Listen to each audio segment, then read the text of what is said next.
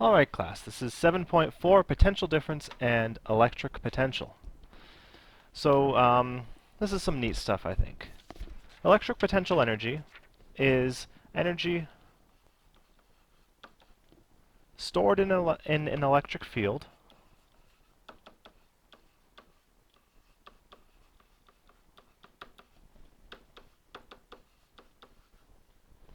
that can do work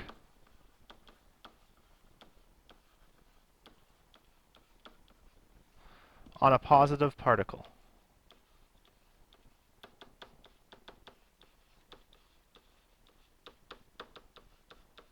Now obviously it could do work on a negative particle as well, but it's sort of negative work. We'll see how that works with the actual math. So that's electric potential energy. We have an equation for it. We look actually at the change in electric potential energy. So delta EE, we can call that actually potential difference. So delta EE is equal to negative work. So the negative of the work that's done on a particle. And that's equal to, well, you know that work is F delta D, so that's going to be F delta D. We'll use our electric force, F delta D. And we have an equation for electric force. So really we can rewrite this whole thing as delta EE is equal to negative Q epsilon delta D. And that's our equation for electric potential energy. Okay, and a little note about the direction here in terms of positive and negative. So we can say delta EE is positive,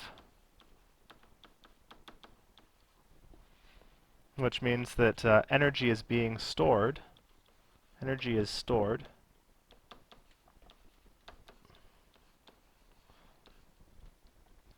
when you oppose Fe. Oppose the force. So when you're going opposite the force, then you're increasing the electric energy, you're storing energy into the electric field.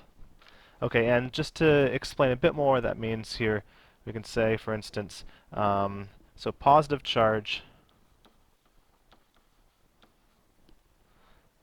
moving against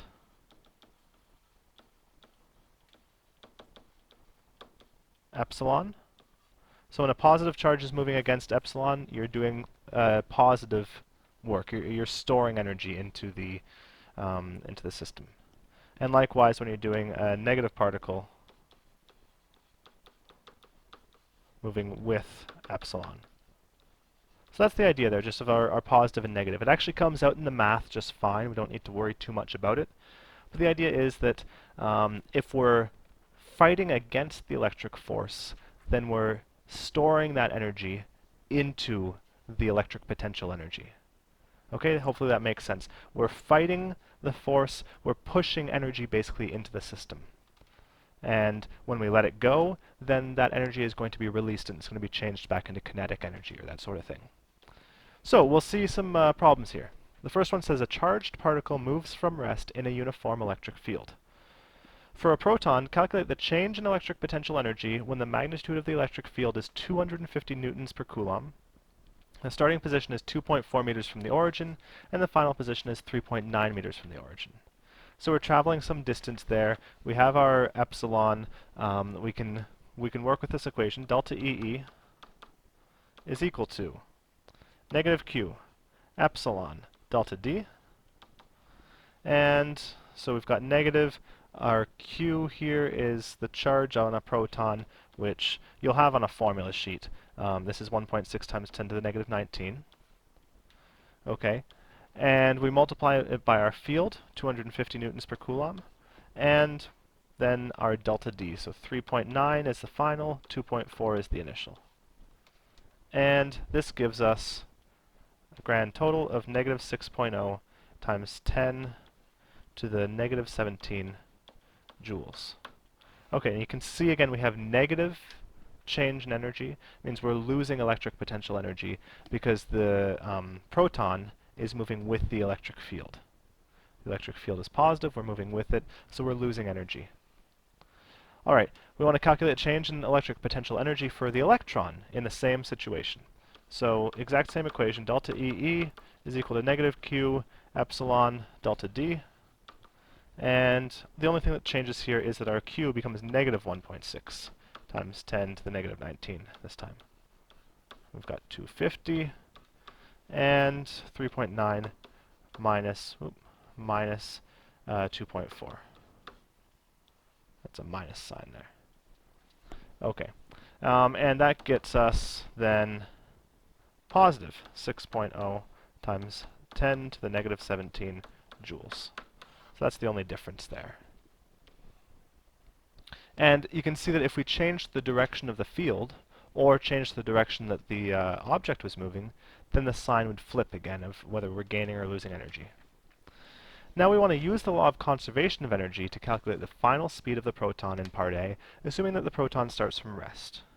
Okay, conservation of energy. That means that all the change in energy needs to balance out. Our total energy stays the same. So I can say the change in my electric energy plus the change in my kinetic energy has to equal 0. If those are the only two energies that are changing. And that's what I'm assuming here. So I've got negative Q epsilon delta D, that's my change in electrical, plus 1/2 mv squared. That equals 0. Good. Now I can rewrite this a bit. I can say then 1/2 mv squared is equal to Q epsilon delta D. Notice the minus sign disappeared now. That means V is equal to the square root of 2Q epsilon delta D over M. And now we can put in some numbers. 1.6 times 10 to the negative 19.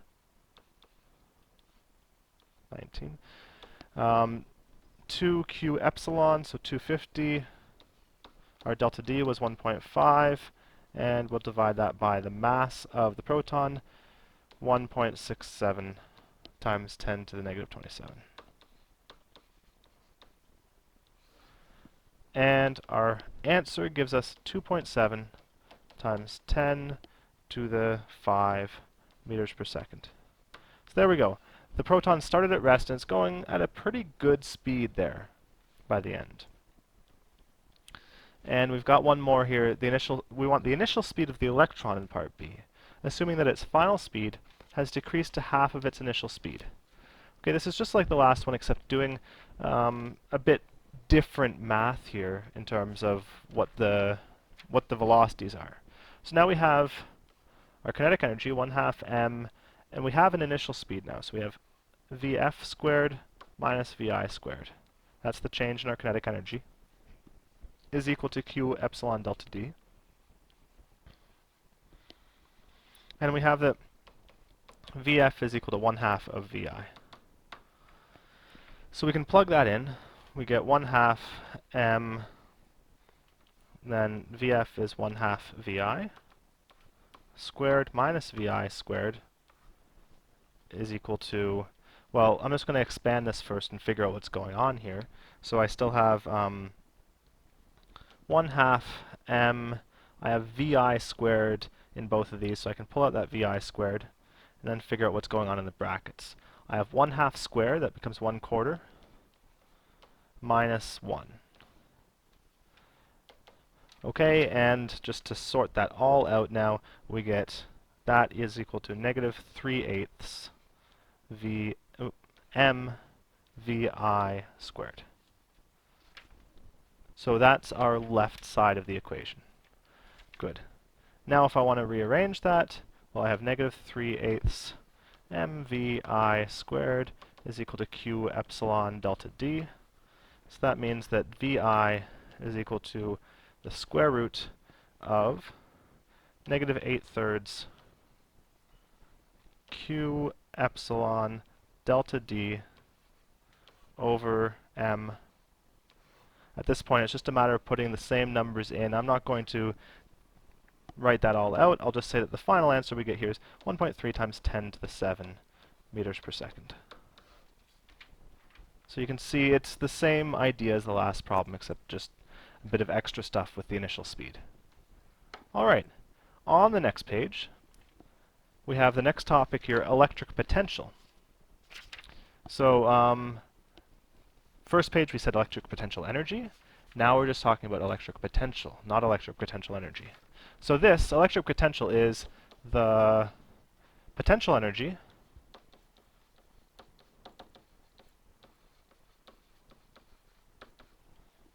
per unit positive charge.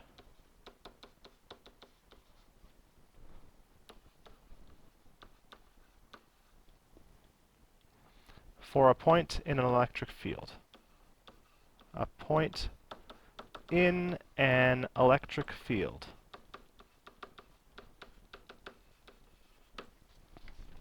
Good. We have an equation for this, the electric potential. V is equal to, sorry, 1 second here. So V is equal to EE over Q, the electric potential energy per unit charge. And our units for V are V, volts. And this is voltage that you've seen from grade 11. We're just coming at it from a completely different angle, but this is the same thing. This is electric potential, and it might help explain why we call it electric potential now that we've seen it from this angle, instead of just talking about it in terms of current and resistance. Okay, so we have V, and now we have electric potential difference. This is the work required per unit charge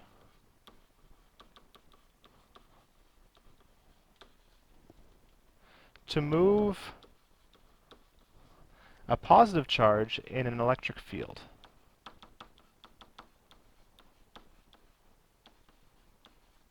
In an electric field.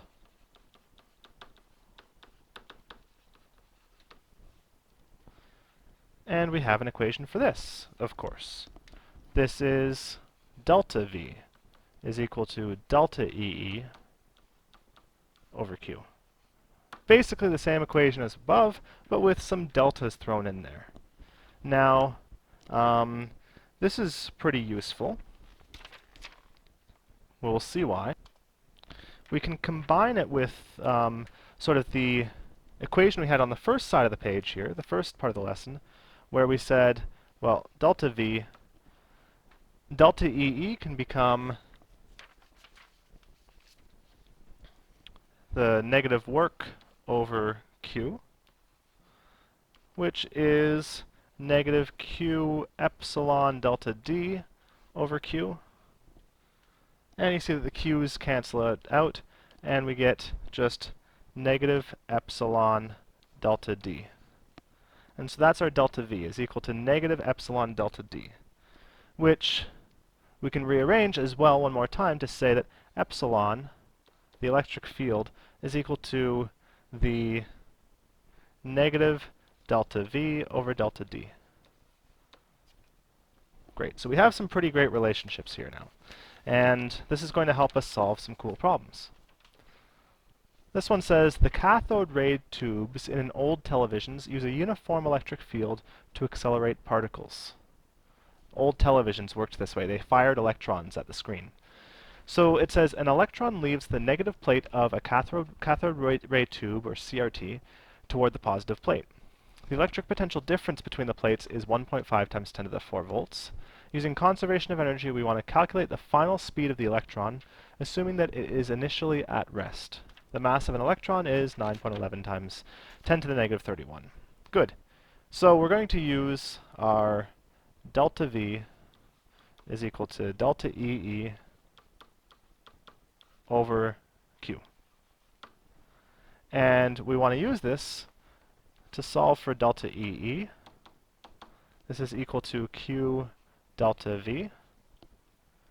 Good, and we can use that in our conservation of energy to say, if we're saying that delta EE plus delta EK equals 0, that's our conservation of energy, then we can go ahead and bring that Q delta V in.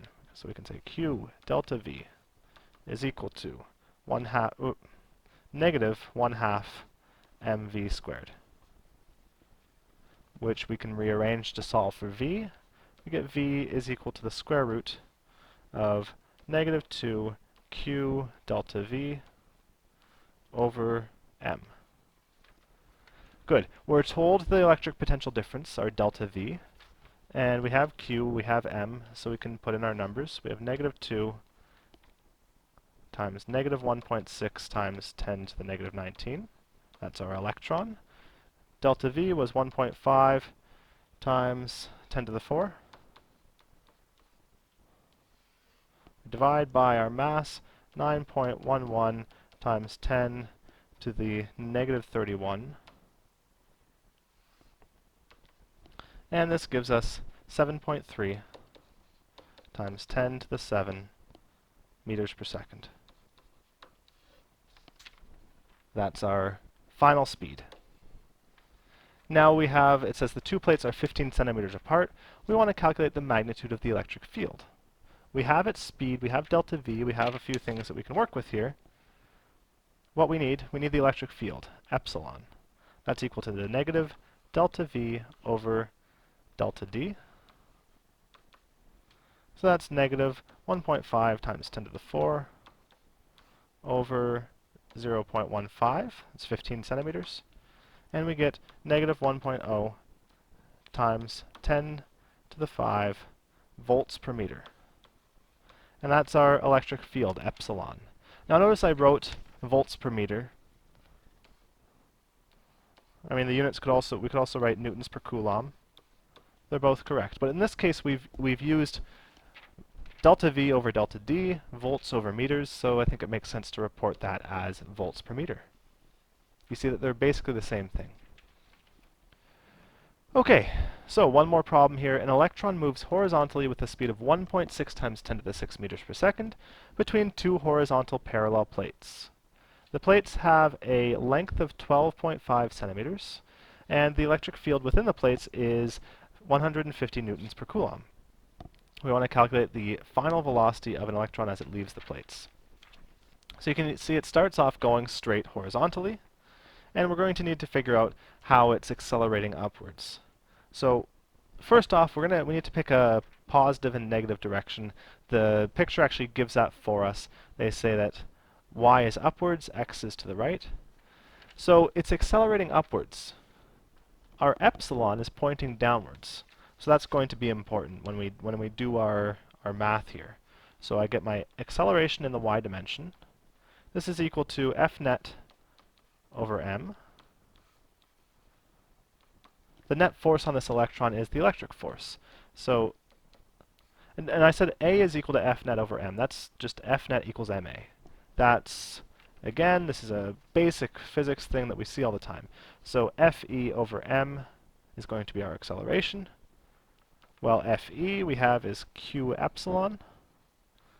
Divide that by m. And now we have things that we can use. I can put in my charge. My electron is negative 1.6 times 10 to the negative 19. Epsilon, remember I said it's acting downwards, so negative 150. And divide that by our mass, which is 9.11 times 10 to the negative 31. This gives us 2.634 times 10 to the 13 meters per second squared, which is a lot. That's a lot of acceleration. There we go. So then we can use this acceleration, and we need to find the time. How long is it in this chamber? So to do that, I know my horizontal speed. It's not changing. There's no acceleration. So Vx, this is equal to L delta t, the length of the plates divided by the time. That's, again, that's V is d over t. We know that one. So delta t, we rearrange to find the amount of time that's passed It's going to equal our length divided by Vx. And we have those numbers. The length is 12.5 centimeters, and our x velocity is 1.6 times 10 to the 6.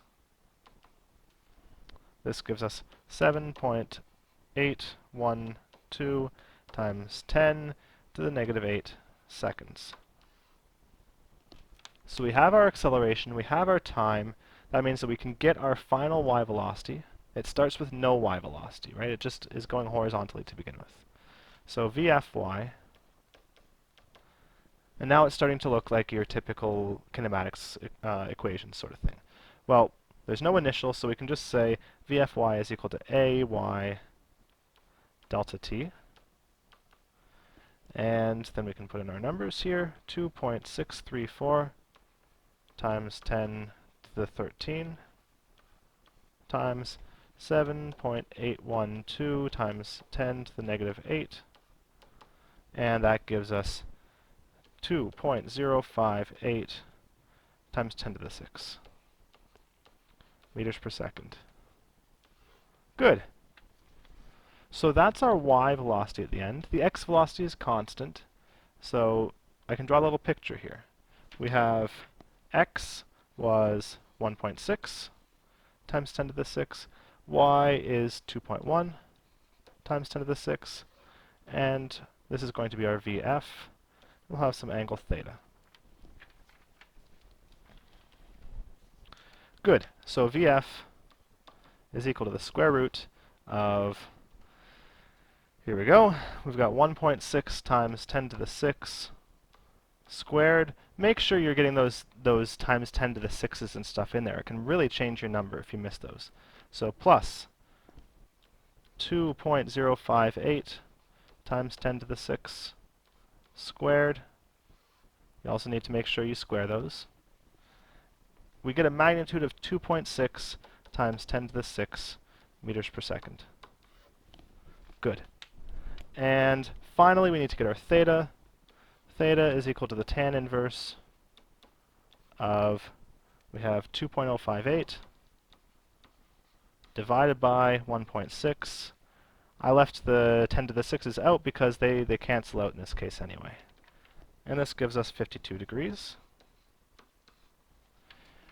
So we have a final answer, therefore Vf is equal to 2.6 times 10 to the 6 meters per second, and we're going to the right here, so east, 52 degrees north.